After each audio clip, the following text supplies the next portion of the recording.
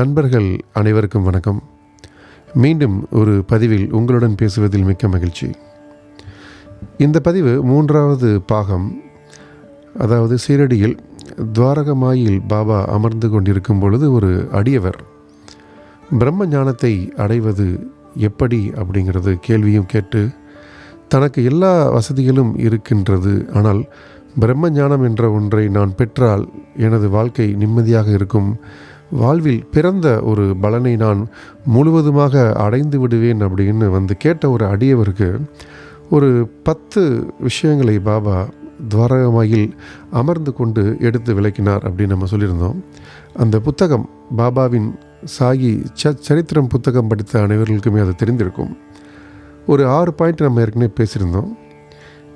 மீதம் ஒரு 4 பாயிண்ட் அது இந்த பதிவில் முழுமையாக கொடுக்கப்படும். ஏன்னா எவ்வளவுதான் எழுத்து மூலமாக எழுதப்பட்டிருந்தாலும் அந்த எழுத்து வடிவில் இருக்கக்கூடிய புத்தகத்தை எடுத்து ஒருவன் அமர்ந்து படிப்பது அப்படிங்கிறது இன்றைய காலகட்டத்தில் மிகவும் கடினமான ஒரு செயலாக ஆகிவிட்டது. அதனால தான் யூடியூபோ ஸ்பாட்டிஃபை இந்த மாதிரி சேனல்களில் பயணத்தின் போது நேரம் காலியாக இருக்கும் பொழுது அதை நல்ல விஷயங்களை கேட்டு தெரிந்து கொண்டிருப்பார்கள் ஆன்மீகவாதிகள். இந்த பிரம்ம ஞானத்தை அடைவதற்கு உண்டான காரணங்களில் 7வது காரணம் பாபா என்ன சொல்கிறாங்க அப்படின்னா, மனதையும் மற்ற உணர்வுகளையும் அடக்கி ஆளுதல். இது பகவத்கீதையிலையும் உண்டு, அதற்கு முன்னாடி இருந்த பாகவத்திலும் உண்டு. நிறைய ஆன்மீக புத்தகங்களில் எடுத்தால் இது எல்லாமே எழுதப்பட்டிருக்கும். உடம்பே தேர், ஆத்மாவே எஜமானர், புத்தியே தேரோட்டி, மனதே கடிவாளம், உணர்வுகளே குதிரைகள், உணர்வுக்குரிய பொருள்களே அவர்களின் பாதைகள் அப்படின்னு. அப்போ எவன் ஒருவன் பற்றுணர்வு மிக்க திறமில்லையோ, எவனுடைய மனம் கட்டுப்பாட்டுடன் தடுக்கப்பட இயலாததோ, எவனுடைய உணர்வுகள் அடக்கியாள முடியாதவைகளோ, தேரோட்டியின் குறும்பு சூழ்ச்சியினுடைய பொல்லாத குதிரையின் செயலை நிகர்ப்ப அவன் தன் பயண இலக்கை சென்றடையாமல், அதாவது பிறப்பு இறப்பு என்னும் சுழலுக்குள் சுழன்று கொண்டே இருப்பான் அப்படிங்கிறது தான் இந்த 7வது பாயிண்ட்டு. மனதை கட்டுப்படுத்த வேண்டும் அப்படிங்கிறத நம்மளுடைய மனதை கட்டி ஆள வேண்டும் அப்படிங்கிறது. ஒன்றை விட இன்னொன்று எப்பொழுதுமே சிறப்பானதாக தெரியும்.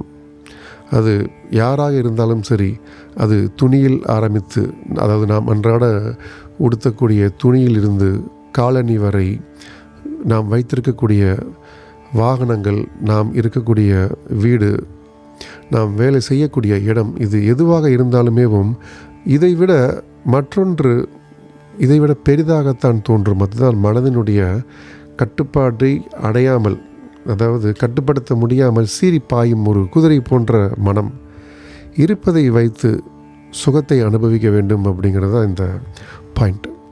நம்மிடம் என்ன இருக்குது, நம்முடைய நோக்கம் என்ன, நம்முடைய கடமை என்ன, என்ன நமக்கு கிடைத்திருக்கிறதோ அது கடவுள் நமக்கு கொடுத்த ஒரு மிகப்பெரிய பொக்கிஷம் அப்படின்னு இருப்பதை வைத்து சந்தோஷமாக வாழக்கூடிய ஒரு மனப்பக்குவம் அப்படிங்கிறது தான் அந்த மன கட்டுப்பாடு. அது இல்லாமல் ஒருவனால் பிரம்மஞானம் அதை உணர முடியாது அப்படின்னு பாபா சொல்கிறாங்க. 8வது மன தூய்மை. இந்த மன தூய்மை அப்படிங்கிறது ஒருவன் தன்னுடைய பணிகளை கடமையுடன், அதாவது தன்னுடைய எல்லா கடமைகளையும் முழு மன நிறைவுடன் செய்தால் மட்டுமே இந்த ஆத்மானுபதியோ அல்லது பிரம்ம ஞானத்தையோ அடைய முடியும் அப்படின்னு பாபா சொல்கிறாங்க. அப்போ மன தூய்மை அப்படிங்கிறது பார்க்கும் பார்வையிலிருந்து, நாம் சிந்திக்கும் எண்ணங்களிலிருந்தும் உண்டு.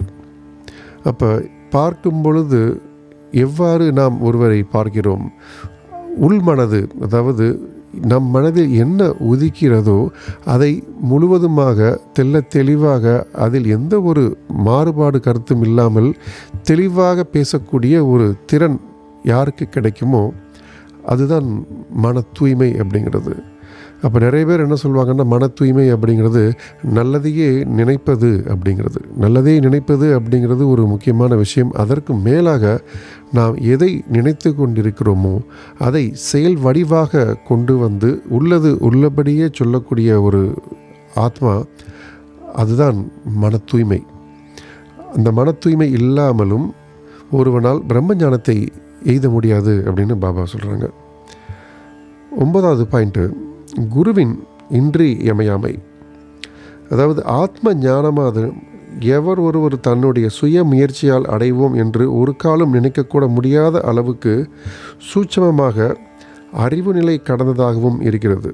அதாவது ஒரு குருவினுடைய வழிகாட்டி அப்படிங்கிறது பாபா நிறைய இடத்துல நம்ம இந்த சாய் சச்சரித்திரத்திலே சொல்லியிருப்பாங்க. அது குரு அப்படிங்கிறது ஆசிரியராக இருக்கலாம், பெற்றோர்களாக இருக்கலாம், நம்முடன் பயணிக்கக்கூடிய சீனியர்ஸாக கூட இருக்கலாம். அதாவது அவர்களுக்கு உண்டான அனுபவத்தை நம்முடன் எடுத்து பகிர்ந்து அதை நமக்கு வெளிப்படுத்தும் பொழுது அவர்கள் அனுபவித்த அந்த இன்னல்களிலும் துன்பங்களிலும் படாமல் நம்மால் மீண்டு வருவதற்கு உண்டான வழியை அவர்கள் கண்டிப்பாக காட்டுவார்கள். அவர்கள்தான் ஆசிரியர்கள். ஆன்மீக பாதையில் ஒருவன் இது போன்ற பிரம்ம ஞானம், அதாவது பிரம்ம ஞானம் அப்படிங்கிறது பிரம்ம சூத்திரத்தையே படித்து கற்றறிந்து தெளிந்து அதன்படி நடப்பதற்கு உண்டான அறிகுறி தான் இந்த பிரம்ம ஞானம் அப்படிங்கிறது. இந்த பிரம்ம ஞானத்தை அடைவதற்கு ஒரு குருவின் தேவை மிக மிக மிக மிக அவசியம் அப்படின்றாங்க. அது நமக்கு கிடைத்த ஒரு பாக்கியம். ஷீரடி சத்குரு சாய்நாதர் அவரை பின்பற்றியதால் நமக்கு இந்த பிரம்ம ஞானத்தை அடையக்கூடிய அந்த வழியை இந்த எளிமையான ஒரு புத்தகத்தில், விலை மதிக்க முடியாத ஒரு புத்தகத்தில் தெளிவாக நமக்கு எடுத்து உரைத்துள்ளார் நம்முடைய சத்குரு. அதனால் குருவின் தேவை மிக மிக மிக அவசியம் பிரம்ம ஞானத்தை அடைவதற்கு. 10வது, அதாவது இறுதி என்ன சொல்கிறாங்கன்னா பாபா, இறுதியாக கடவுளின் அனுகிரகம் மிக முக்கியமான பொருளாகும்.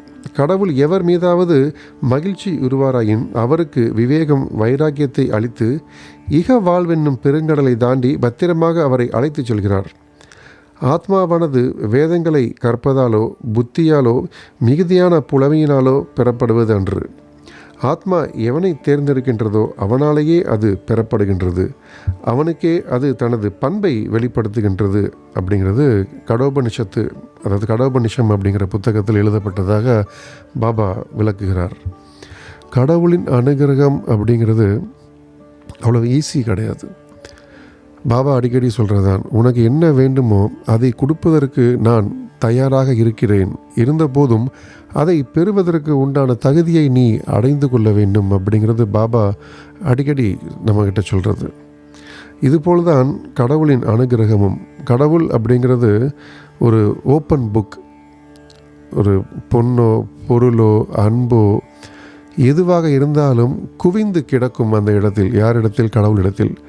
அதை நம்மால் சென்று எடுத்துக்கொள்ளக்கூடிய அனைத்து விதமான சாத்தியக்கூறுகளும் நமக்காக கடவுள் ஏற்படுத்தி கொடுப்பார். ஆனால் அதை பெறுவதற்கு உண்டான ஒரு சந்தர்ப்பம் நாம் ஏற்படுத்தி கொடுக்க வேண்டும்.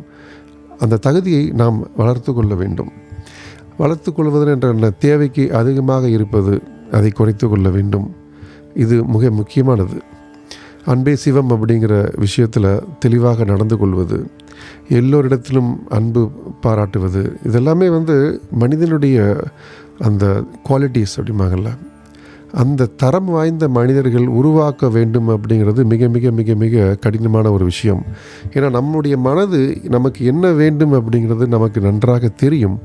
இருந்தாலும் சில நேரங்களில் இது போன்ற கலியுகத்தில் மனிதன் தவறான பாதையை பின்பற்றி ஒரு சொற்ப ஆசைகளுக்காக, அதாவது சிற்றின்பம், ஒரு டெம்பரவரி சொல்யூஷன் அப்படிங்கிறதையே தேடிக்கிட்டு தவறான பாதைகளில் சென்று தன்னுடைய நேரத்தையும் தன்னுடைய பெயரையும் கெடுத்துக்கொள்வான் அப்படிங்கிறது பெரியோர்கள் சொன்ன கூற்று. அதனால்தான் அது போன்ற விஷயங்களில் ஈடுபடாமல் கடவுளுக்கு எது பிடிக்குமோ அதை செய்ய வேண்டும் அப்படிங்கிறது தான். அதை செய்து கொண்டிருக்கும் பொழுது கண்டிப்பாக கடவுளுடைய அனுகிரகம் நம்மை தேடி வந்து கொண்டிருக்கும். அப்போ இதுதான் பாபா சொன்ன, அந்த அடியவர்களுக்கு சொன்ன அந்த 10 விஷயங்கள். எதற்கு? பிரம்ம ஞானத்தை அடைவதற்கு. அப்போ பிரம்ம ஞானத்தை அடைவதற்கு ஒரு அடியவர் பாபாவிடம், அதாவது அடியவர் யார்? அவர் பெரிய கோடீஸ்வரராம். அதான் அந்த புத்தகத்தில் பாபா சொல்லியிருக்காரு. ஹேமத் பந்தும் அதை தான் சொல்லியிருக்காரு. அவ்வளவு பெரிய செல்வந்தர் எல்லாம் இருந்தும் பிரம்ம ஞானம் அப்படிங்கிறத ஒன்று அவருக்கு கிடைக்கல அப்படின்றார். ஆனால் இந்த பிரம்ம ஞானம் அப்படிங்கிறது அவருக்கு ஆரம்பத்திலேயே கிடைச்சிருந்தால் இந்த பொன் பொருள் பெயர் இதற்கெல்லாமே அவர் அடங்கி சென்றிருக்க மாட்டார். கொடுத்து வைத்தவர். அனைத்தையும் வைத்து கொண்டு கடைசியில் பாபாவிடம் பிரம்ம ஞானத்தையும் தெரிந்து கொண்டு சென்றார். உண்மையிலேயே அவரெல்லாம் சொர்க்கத்தில் முக்தி அடைந்திருப்பார் அப்படிங்கிறது என்னுடைய கருத்து. சாயி சச்சரித்திரம் அப்படிங்கிறது பகவத்கீதைக்கு இணையான ஒரு புத்தகமாக நான் பார்க்கிறேன். ஒரு பாகவதம் ஒரு கடவுளுடைய அவதாரத்தை, அவர் செய்த அந்த நற்பண்புகளை எவ்வாறு மக்களுக்கு, அதாவது கலியுகத்தில் அடியவர்களுக்கு தெரிந்து கொள்ள வேண்டும் அப்படிங்கிறது எழுதப்பட்டிருக்கும் அப்படிங்கிறது. 108 உபனிஷதங்கள் அப்படிவாங்க. அது எத்தனை ஆன்மீக புத்தகங்களாக இருந்தாலும் சில புத்தகங்களுக்கு மிக மிக மிக பலன்கள் அதை படிக்கும் பொழுது நமக்கு கிடைக்கும். விஷயங்கள் தெரிந்து கொள்வோம். அது எவ்வளோ பெரிய பொக்கிஷம் அப்படிங்கிறத நம்ம பார்க்கும்போது, படிக்கும்போது நாம் தெரிந்து கொள்வோம். அதனால தான் அந்த புத்தகத்தை வாங்கி வைத்திருந்து டெய்லி பார்த்து காலையில் கடவுளை வணங்கும் பொழுது அந்த புத்தகத்தை தொட்டு கும்பிட்டு, அதாவது தொட்டு வணங்கிவிட்டு சென்றாலே அந்த புத்தகத்தை படிக்க வேண்டும் அப்படிங்கிற ஆவல், அந்த எண்ணம் நமக்குள்ளே கண்டிப்பாக ஊற்றெடுத்து ஊறும். அப்படித்தான் ஆரம்பித்தது எனக்கு. படியுங்கள், ஆன்மீகத்தை கற்றுக்கொள்ளுங்கள், சத்குருக்கள் யார் அப்படிங்கிறத புரிந்து கொள்ளுங்கள். கடவுளுக்கும் சத்குருக்கும், அதாவது கடவுளை நாம் பற்ற வேண்டுமானால் அதற்கு ஒரு இணைப்பு பாலமாக இருப்பது சத்குருக்களே. நமக்கு சத்குரு சாய்நாதர், அதுபோல் எத்தனையோ சத்குருக்கள் கலியுகத்தில் வாழ்ந்திருக்கிறார்கள். ரிஷிகள், சித்தர்கள். யாராவது ஒருவரை பிடித்து பின்பற்றுங்கள்.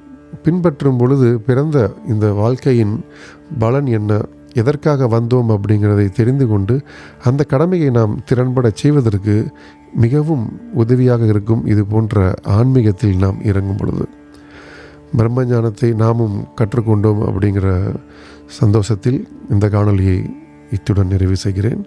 பிடித்திருந்தால் கேட்டு பாருங்கள்.